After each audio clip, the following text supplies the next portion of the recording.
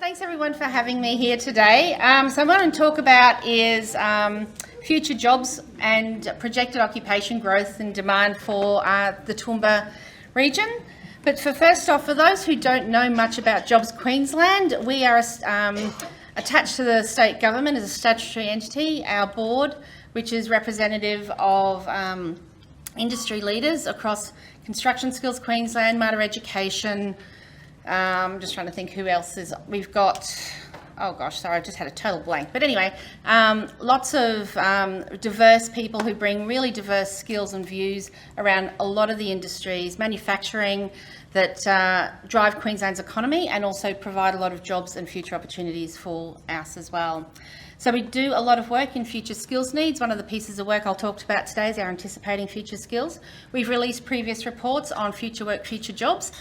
There's also a range of products and services, not services, but products anyway, on the table in terms of reports. I am not taking them home, so please take them home for me. So please help yourself to those. We also do a lot of workforce planning and development from a region and industry base. So what that means is we go into region and work with local government economic development units, the key industries of those areas that are growing and are experiencing workforce supply or demand or training and skills issues, and help them put together a training and skills workforce plan as well. So we've done things like that with Townsville, with Fraser Coast. We're starting some probably work in Bundaberg, Ipswich. From an industry perspective, we've worked with manufacturing, with tourism, and I'm just wrapping up 18 months worth of work with the Queensland Farmers Federation. We've also done work in the arts sector with Screen Queensland and digital games. So the arts sector, so many exciting opportunities sitting there if you're creative in any way. But and also a lot of our work informs the apprenticeship, the vocational education and training sector as well. So our Anticipating Future Skills series, which was released at the recent Queensland Workforce Summit that the Premier held. And our Anticipating Future Skills series is based on economic modelling around Treasury data. We also incorporate scenario planning, so we consider 3 different scenarios because our world doesn't work in a linear process. Things happen around it. So we've also created scenarios to think, what does this do to our economy? What does this do to our jobs in the occupations and the industries as well? Lots of data sitting here. I'm going to just pick out some highlights for you.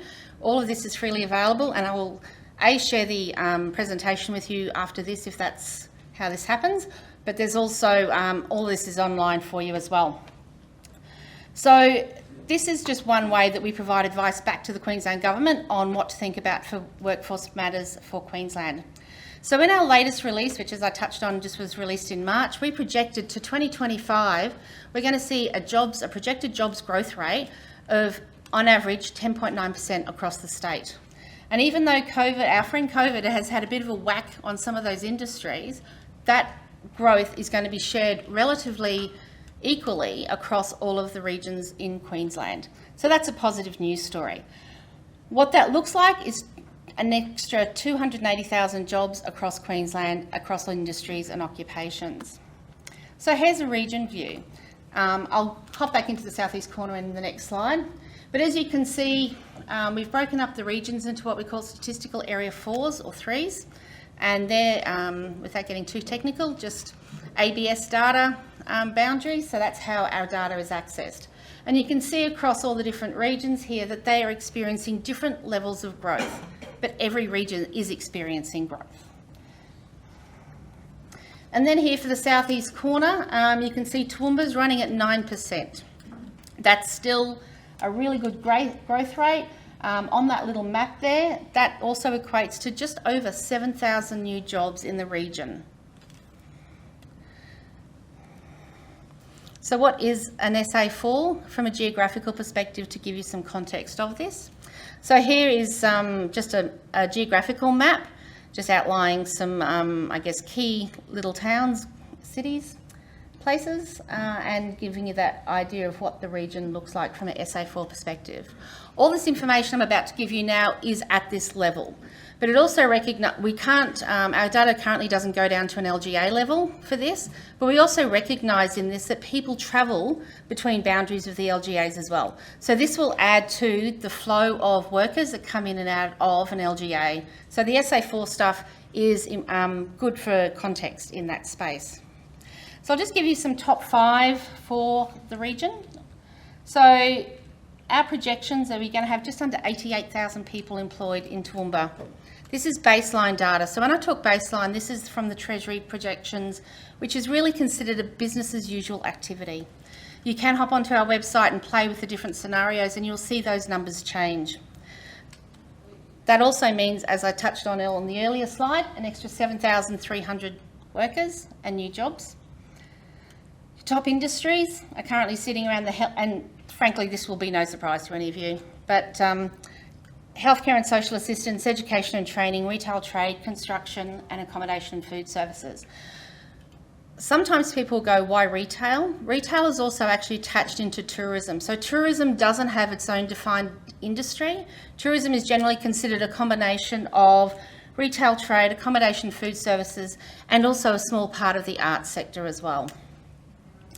Your top growing occupations in terms of high levels sit around your professional, your technician trade workers, clerical administration, managers and community services. We'll also talk about qualifications as well, because what our Future Work, Future Jobs research found was that as we go into the future, jobs and the workforce are going to become more educated. So we're actually going to see less unskilled people in the workforce and an uplift in skills and qualifications, and I'll show you that later on as well. So I'm just going to quickly work through the industries and and I'm not going to talk through everything individually because you can read that. And they're just in order of the percentage of regional workforce. So this is how they've been ordered in terms of the, actually no, not the percentage, the people employed, I should say, of the workforce as well. So as I touched on earlier on, health and social assistance, that's roughly, as Jenny I think pointed out at the beginning of the day, roughly 1 in 5 jobs for the region as well. And where the largest occupational groupings are you going to see in growth, they're going to sit around, generally in that clinical space, around your registered nurses, but also receptionists. So just it would generally be your administrative type people in the hospital services as well. But that also this also touches on your social assistance people. So this is your aged care, your support workers, disability support workers. Mike has, I think, rolled out, but you know, he was talking about some of that this morning as well. And the other thing too that is touching on this is the allied health professionals as well. So your physiotherapists, your speech and occupational therapists, they're actually all grouped up in here and that cohort. Education and training, I think, is relatively self-explanatory. The retail trade, again, self-explanatory in terms of the roles. The other thing that this doesn't necessarily touch on is the makeup of these are either full-time, part-time, like the structure of them. They're just about what are the roles that are going to exist. Construction, so I am so sorry, I'm having a total mind blank of the gentleman's name who was talking from Construction Skills. Jason, early this morning. So actually their CE, Brett Shimming's on our board as well. So it's Brett's always in my ear about his training package. So yeah, so as you can see, some of the occupations that were touched on in there, the electricians, carpenters there, where we're going to see a lot of growth from the Toowoomba region as well. That sort of is also expanding into, so your building and installation services, your residential builds, and your building completion. So that's your landscaper, your gardener type things as well. So the demand for those roles are going to be there.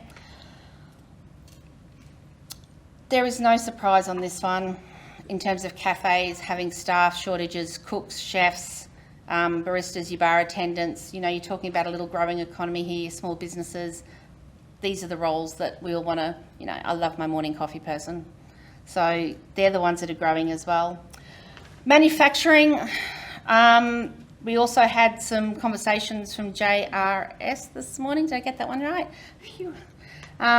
So they're touching, so these are the specific roles in this sort of area around the metal trades. The other growth areas, because I went and had a look once I understood what JRS were doing, so we're also seeing growth in that engineering computer space as well, which they were touching on, that cybersecurity. We're seeing a real demand in that space happen as well. The other thing that's sitting in the manufacturing is the growth in the agricultural sector around your food processing, your meat production, and your bakery and furniture making in this area as well. So that may or may not make sense to you, but that's what our data is telling us. So your professional scientific services, so these are your professionals, again, generally known occupations.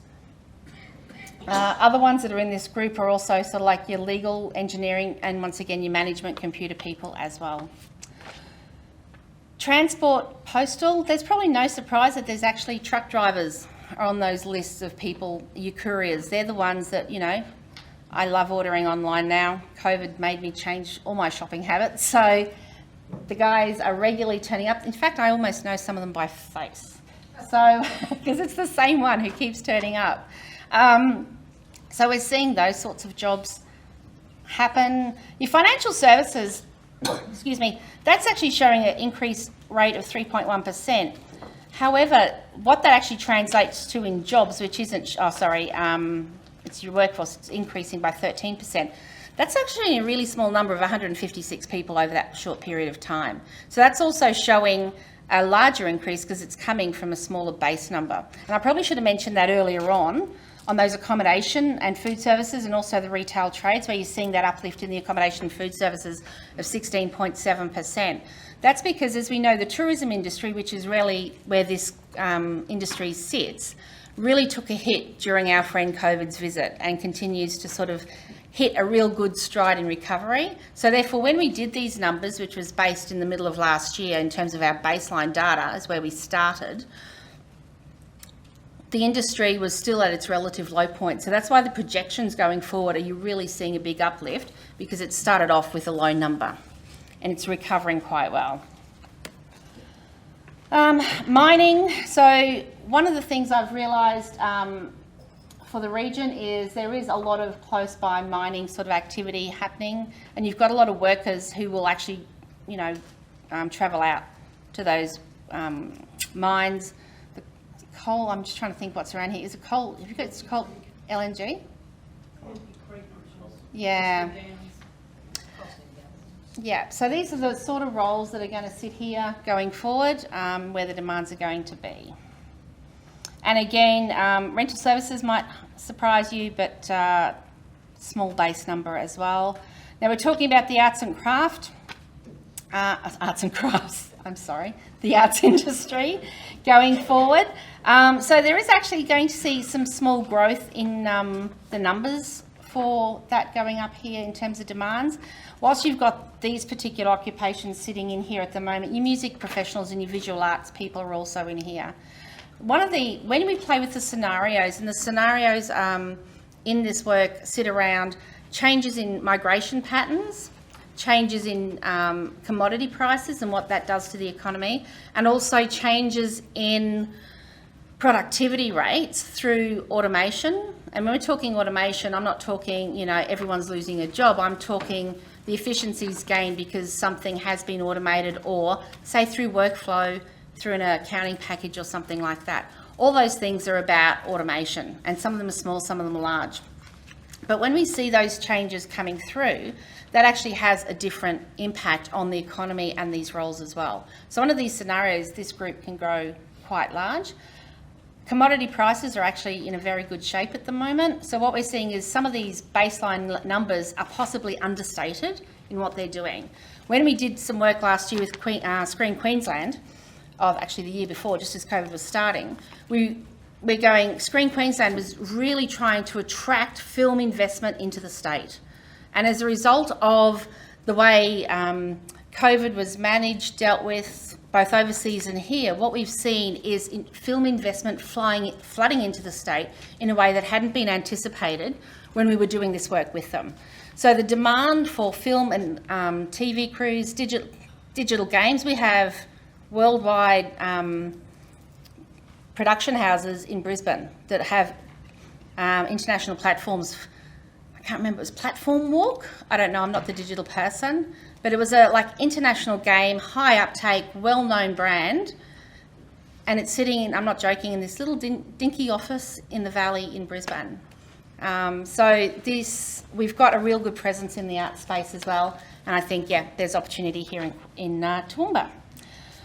So what does really all this mean? Because I've given you lots of information. The other thing too to note is that 9 out of the 10 jobs that I've listed here and the ones that are coming up, 9 out of 10 of them you can actually enter through pathways through the vocational education training space. So you don't have to go straight onto university if that more academic rigour or those academic rigour doesn't appeal to that individual.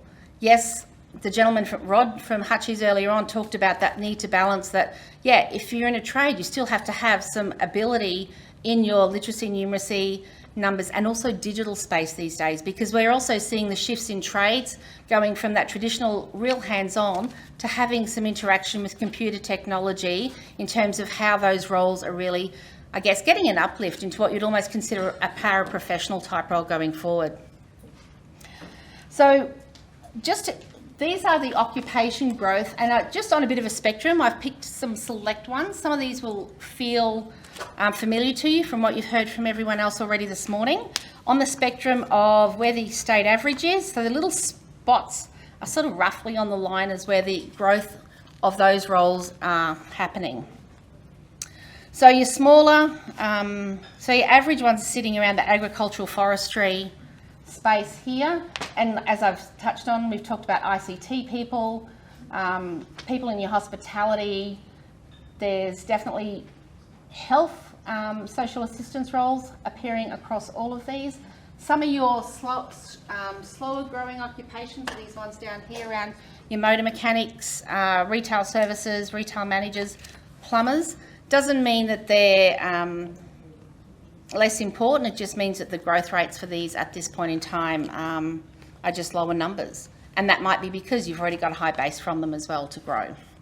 And surprisingly, fitness instructors and train and tram drivers, which I tried to drill into, but couldn't drive as to why you were seeing such growth rates of those types of roles here either. But they were generally in the 23+% growth rates for the region.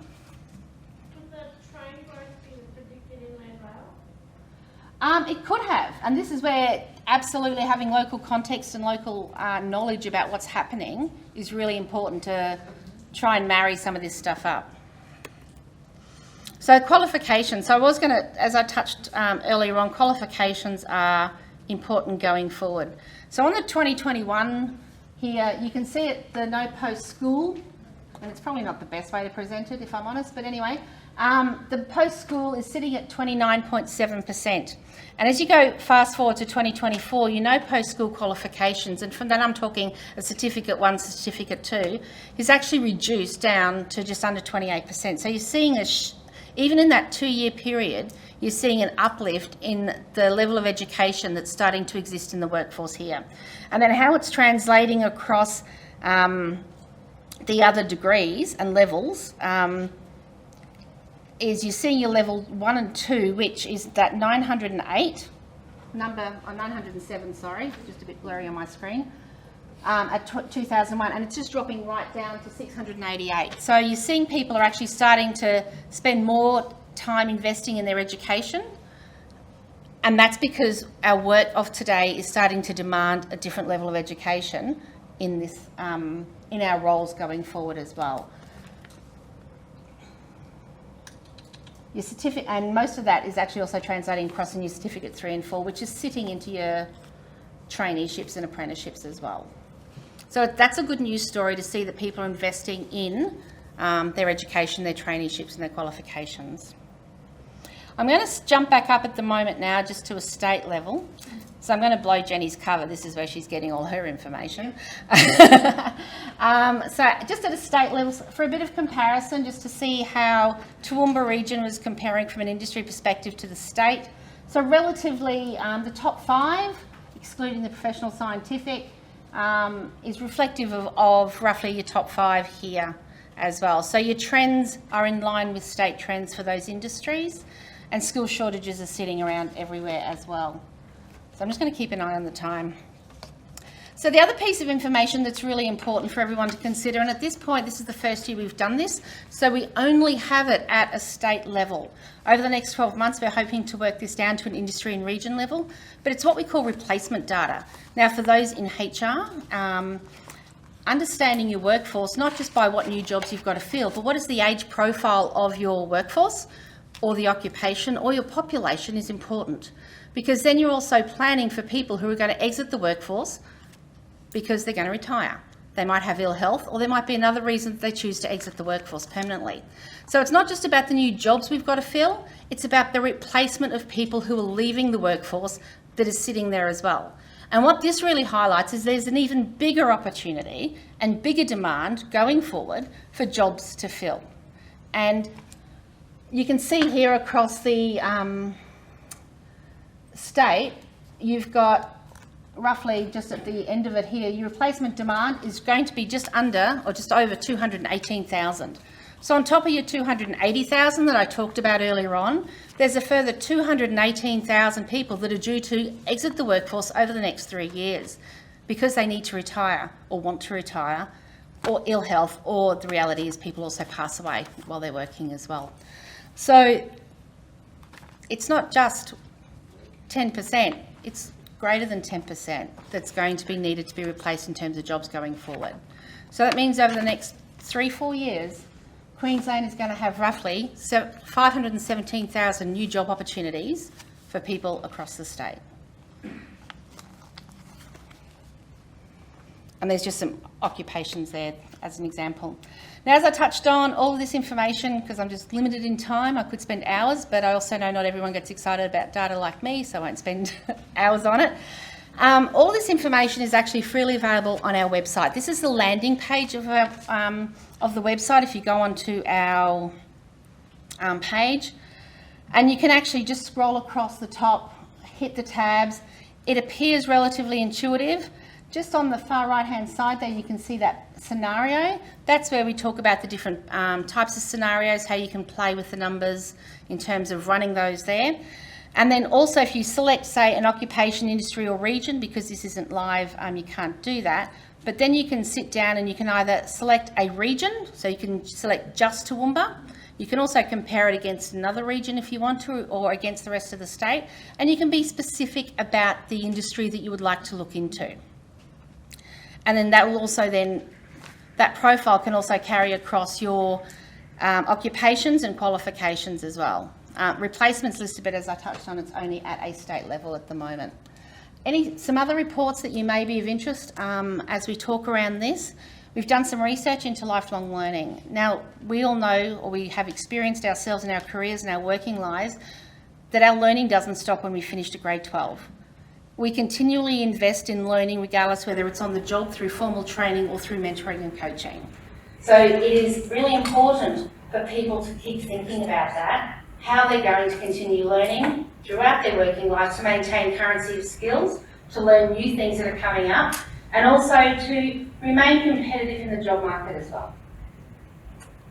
And so I've got a small number of those reports there, small number of the future work, and anticipating future skills stuff, which I've just spoken about as well. In the interest of time, I'm not going to spend too much time on this one. However, I'm going to reinforce its importance when we're talking about workforce shortages, not being able to find workers easily. The National Skills Commission, its federal government, has this amazing site, which I don't know that everyone's familiar with. I'm going to encourage you to go and have a look at it under the skills classification. So the hyperlinks are there. Jenny will share this report with everybody. But basically, it brings every occupation into skills around special skills, technology and core competencies.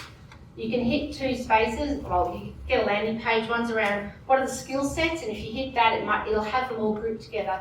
For example, agriculture, arts, manufacturing, electricity, you can break down into those. You select that, it'll bring up a whole list of skills. And then you hit one of those, and then it'll pop up, and it'll tell you all the different occupations that skill would sit in. And the importance of that is because You then can think about how many people you now might broaden your thinking to be able to attract into your workforce, or occupations that you might help people transition into, because they've got a foundation skill set that is transferable across to another space. It will challenge everyone's thinking, because what we all want is this. We want the round peg, round hole. We want the perfect employee to fit into our space. But the reality is our job market isn't doing that. We're going to get the triangle, which means they can fit in some of it, but we are going to have to spend time skilling them up and training them up to make the perfect employee. And that skilling might be formal, on the job, or mentoring and coaching. The other one you're going to get is your square. They're over-experienced in your view, and you're going to want to discount them. But there's so much more value that they've got the opportunity to bring to the business and add other value into other coaching team members up, being able to let your business do something different. Yet most people, vacancy managers, will possibly discount them for whatever reason. And it's a lost opportunity. So I would highly encourage people, think about the workforce in terms of, if they don't fit the perfect hole, we've got to recruit differently. Local government, where are the two ladies from there earlier on?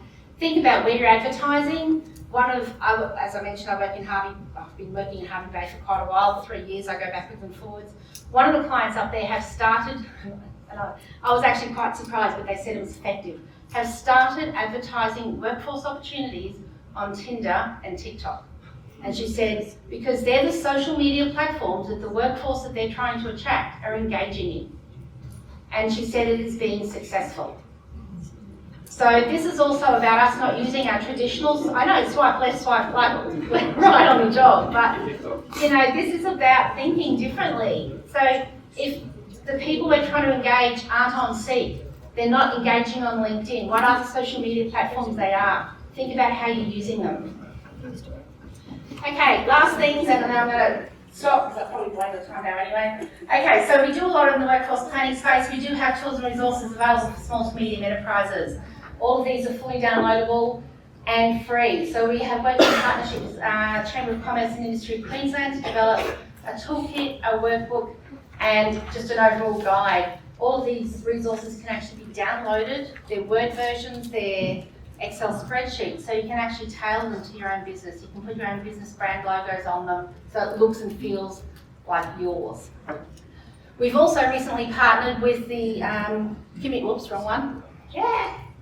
Community Services Industry Alliance in terms of the disability support workforce area, and tailored those resources to industry. Same principles, also available on the Workability website to download as well. And finally, released yesterday, Queensland Farmers Federation. Again, we have tailored our resources to the industry in terms of case studies, using examples that businesses would see themselves in as well. So all these resources freely available. Get out there and use them. And if you're talking to people who aren't aware, please share it with them as well. And also available on Business Queensland. If you want any other further information, unfortunately I need to head off after this session, but if you'd like any further information, please feel free to reach out to me. My email is just there, workforceplanning@Queensland, hopefully keeping it simple, because let's be honest, spelling my name's a nightmare. And I'll be happy to help where I can. We do have some hard copies of some of those resources in our office. We don't have unlimited supply, but if there's anything you'd like that runs out today, more than happy to try and get it to you if we have it. And then if you want to hear about any of the things we do, you can hook into us through LinkedIn, Twitter, or just subscribe to our news. And that is me.